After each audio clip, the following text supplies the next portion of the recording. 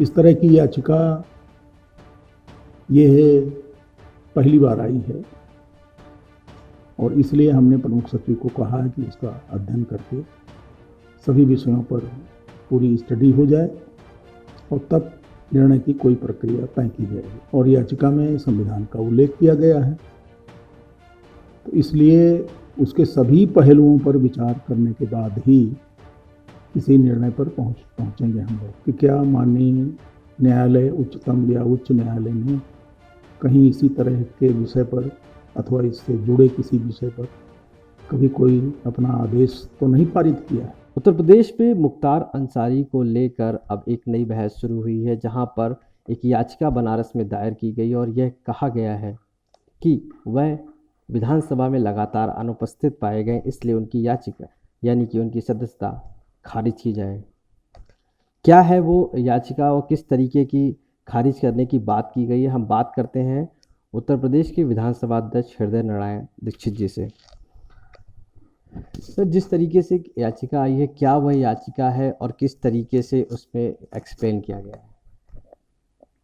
एक विद्वान अधिवक्ता ने मुझे एक याचिका दी है, उसमें विधायक श्री अंसारी के बारे में सदन से लगातार अनुपस्थित रहने के आधार पर कहा गया है कि उनकी सदस्यता शून्य होनी चाहिए।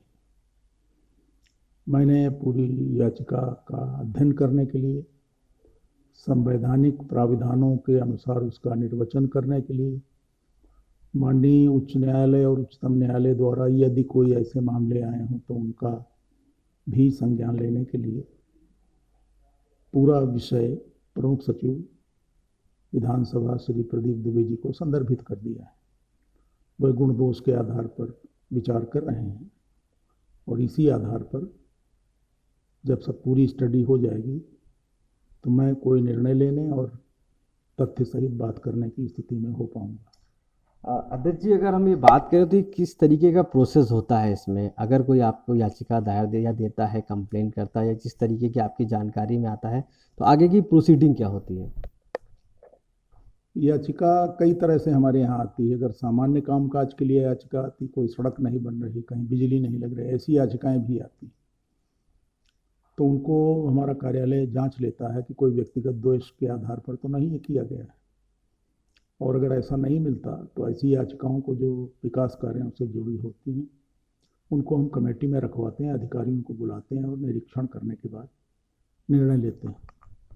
इस तरह की याचिका ये पहली बार आई है और इसलिए हमने प्रमुख सचिव को कहा है कि उसका अध्ययन करके सभी विषयों पर पूरी स्टडी हो जाए और तब निर्णय की कोई प्रक्रिया तय की जाएगी। तो क्या हम ये मान के चलें कि जब आप डिसीजन लेंगे तो कहीं ना कहीं मुख्तार अंसारी की जो सदस्यता है वो खतरे में है इस समय? अभी मैं ऐसा कहने की स्थिति में नहीं हूँ। अभी तो हमारे सामने एक याचिका आई और याचिका में संविधान का उल्लेख किया गया है, तो इसलिए उसके सभी पहलुओं पर विचार करने के बाद ही किसी निर्णय पर पहुंचेंगे हम लोग। निर्णय कब तक आ जाएगा कुछ?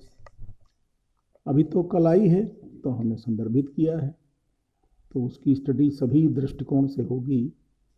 ये भी देखा जाना चाहिए और मैं देखूंगा कि क्या माननीय न्यायालय, उच्चतम या उच्च न्यायालय ने कहीं इसी तरह के विषय पर अथवा इससे जुड़े किसी विषय पर कभी कोई अपना आदेश तो नहीं पारित किया है। इसी प्रकार और भी जहाँ कहीं कोई इस तरह के मामले होंगे तो उन सबको लेकर फिर हम स्टडी करेंगे। तो जिस प्रकार से विधानसभा अध्यक्ष के पास जो याचिका आई है मुख्तार अंसारी की सदस्यता को खारिज करने के लिए, उस पे अध्यक्ष जी का साफ तौर से कहना है कि वो पूरी तरीके से विचार कर रहे हैं, उसको प्रोसीडिंग के लिए आगे कर दिया गया है। जो भी निर्णय इससे पहले हुए हैं उनको बारीकी से देखा जाएगा और अगर संवैधानिक और कॉन्स्टिट्यूशनल तरीके से अगर पाया जाता है तो सदस्यता भी खत्म की जा सकती है। लखनऊ से आशीष श्रीवास्तव।